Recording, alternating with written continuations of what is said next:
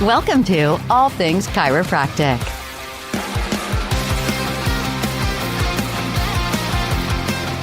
Welcome to another episode of All Things Chiropractic. I'm Paul Andrews. And I'm Dr. Mark Davini. Welcome, everyone. This episode, what would life be like without chiropractic or chiropractic care?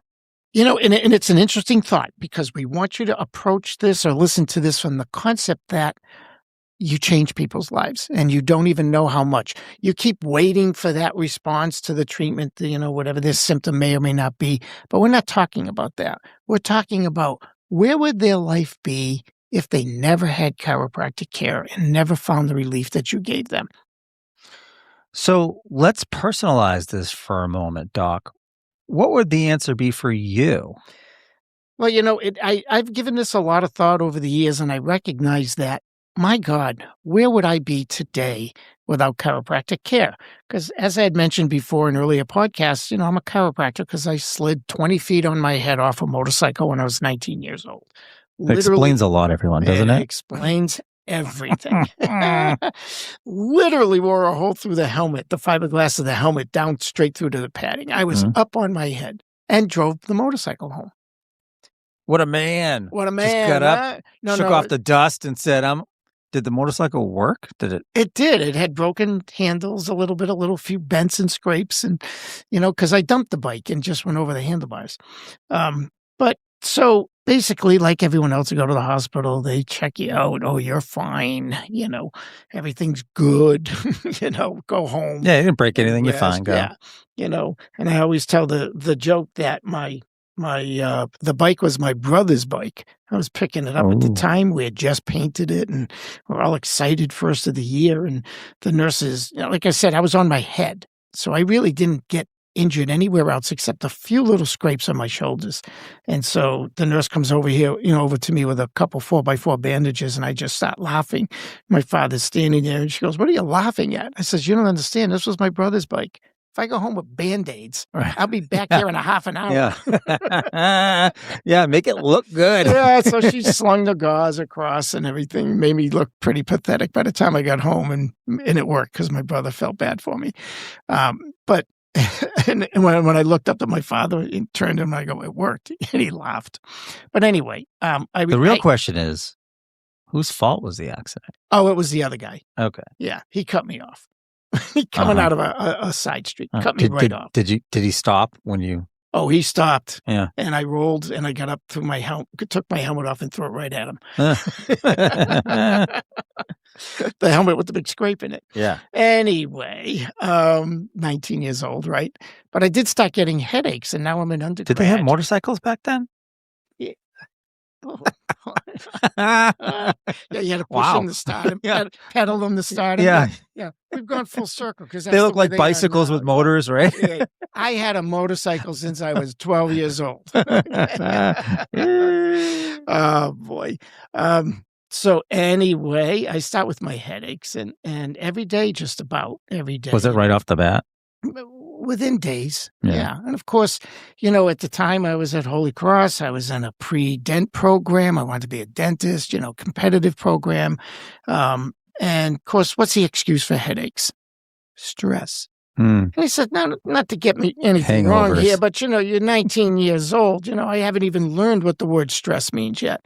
Right. And I'd have them sometimes to the point of nausea and vomiting. I remember many times before going. Are you sure they weren't just hangovers? No, they weren't hangovers. I commuted. I remember just running into the bathroom before labs and throwing up and then going into the lab, So I played that out. Ultimately I did go see a chiropractor at the urging of my then-to-be wife and my headaches went away. And I remember driving home one day from a chiropractic appointment and looking at, again, my then-to-be wife who had gone to dental assisting school in anticipation of me being a dentist. Oh. So I was nervous and I remember thinking to myself, how am I going to break this to her? And I said, I would like to maybe think about being a chiropractor instead of a dentist. And she was all relieved because she thought most dentists were jerks by that point in time. Could you have imagined a career of leaning over with your neck every day with patients too? No, I mean, by that point in At that time, point? it so impacted me at that time. My undergrad was a tremendous struggle for me because I never felt well. My head always hurt, like I say, sometimes to the point of nausea and vomiting. So, so I ended up, changing paths and becoming a chiropractor and practicing and doing what we do and being where I am now, which is phenomenal compared to what I think my life would be. So I play it out anyway. Life without chiropractic. I never go to the chiropractor. I still keep having headaches. I keep going back to medicine. What would they have done?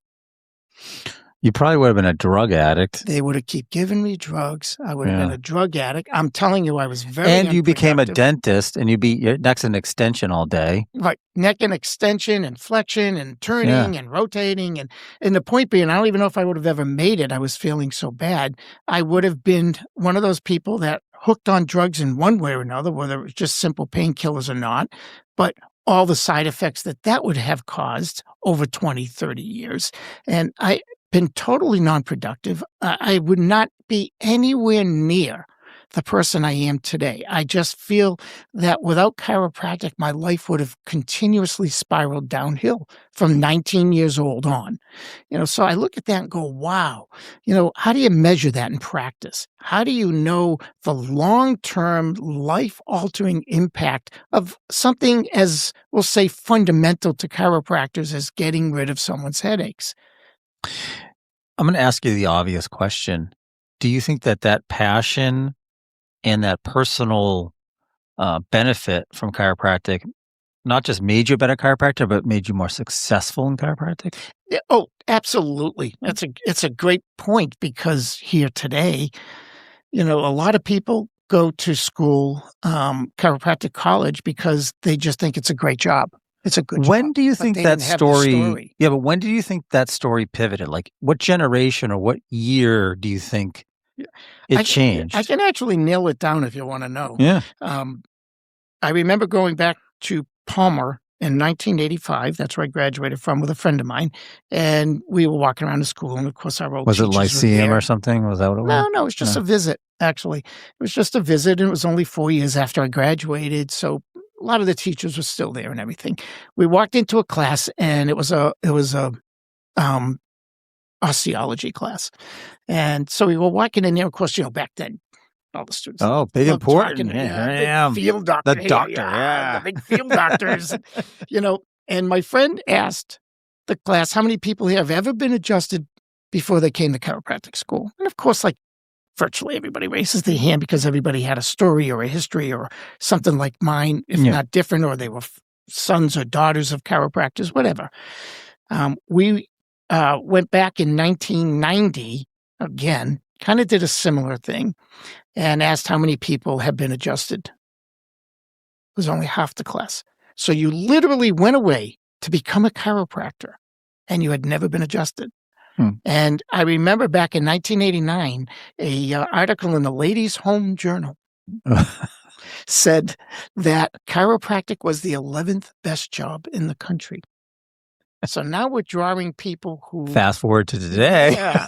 Now we're drawing people who look at it as a job more than an adventure, right? Right. And my friend went back again in 1995, and he asked the same question, and it was like 25% of the class. So what we have is a group of people who didn't have their life saved by chiropractic, where everybody in my class, one way or another, their life was dramatically impacted by chiropractic. Or even helped.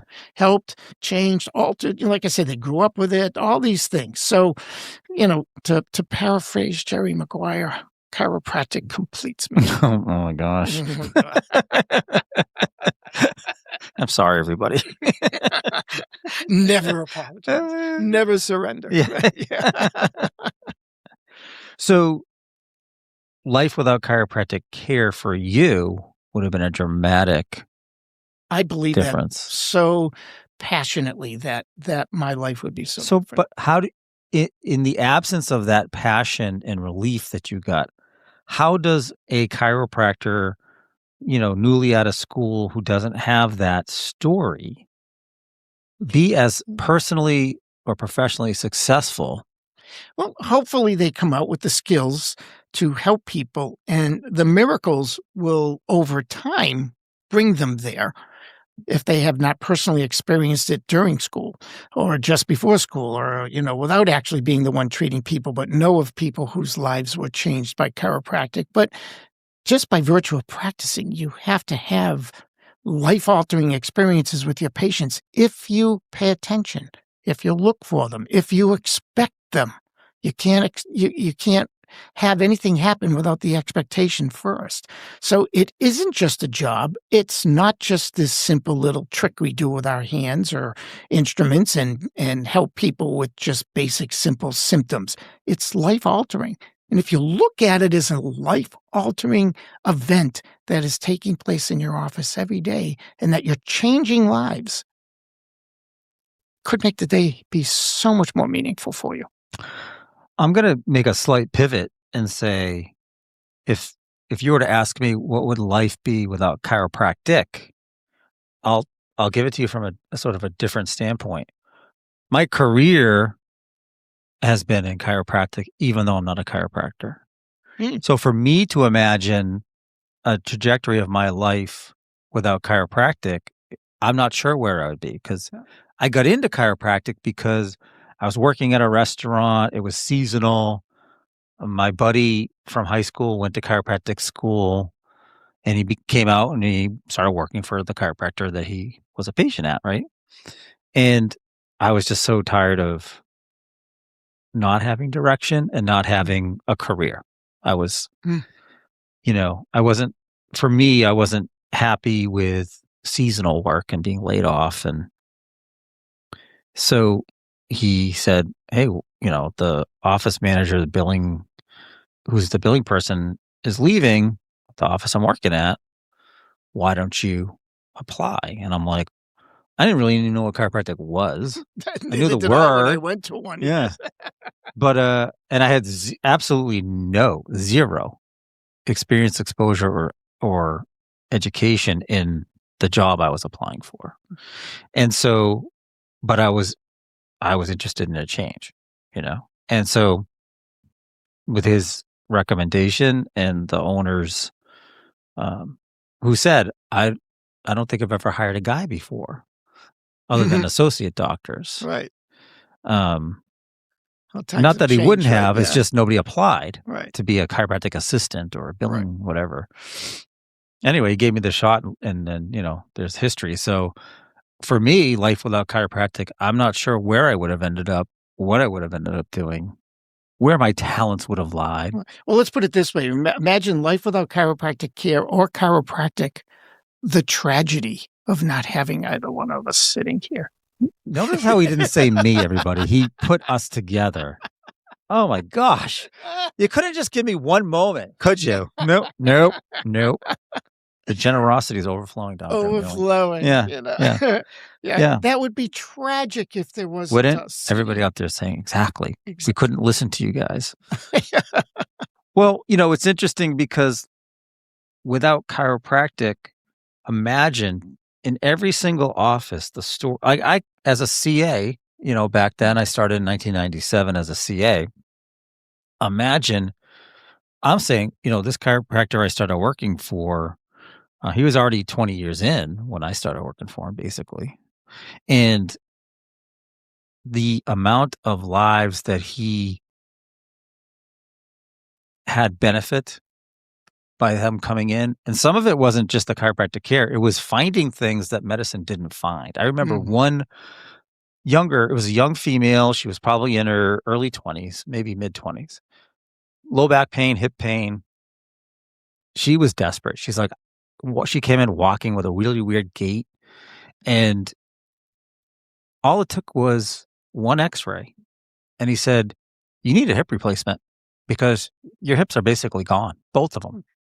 And she's like, I've been everywhere. I've been to the hospital. Nobody ever took an x-ray. Nobody ever took it. And, we did that podcast on today. There's only 41% of the practices that have x-ray in them.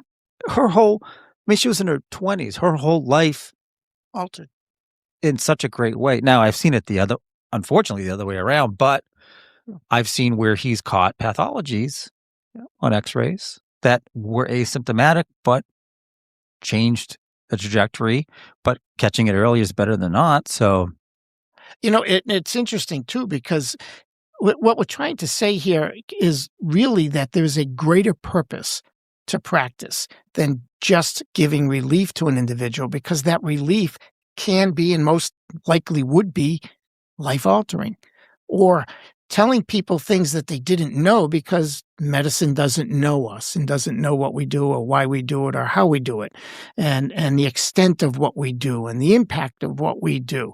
So if you practice with a greater purpose, you'll have a greater practice.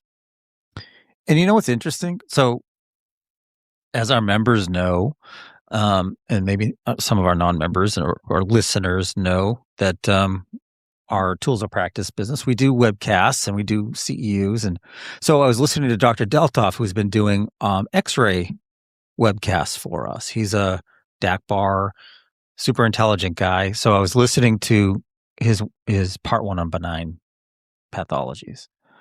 And I'm like, he's showing all these examples of all these x-rays that show all these pathologies. And I'm like, and to me as a layperson, any pathology is scary. Like everyone thinks it's malignant, it's cancerous, and he's describing the differences. And I'm saying to myself, look at the opportunity that having chiropractic in the world and in people's lives to go beyond just chiropractic care, pain relief, or even wellness care, to say the opportunities to help patients find or discover things that might be going on inside their body that they're not aware of, to catch it early. Because we're one of the few doctors now that actually touch you, that actually look at you, that looks at the whole body, not just the part, hopefully.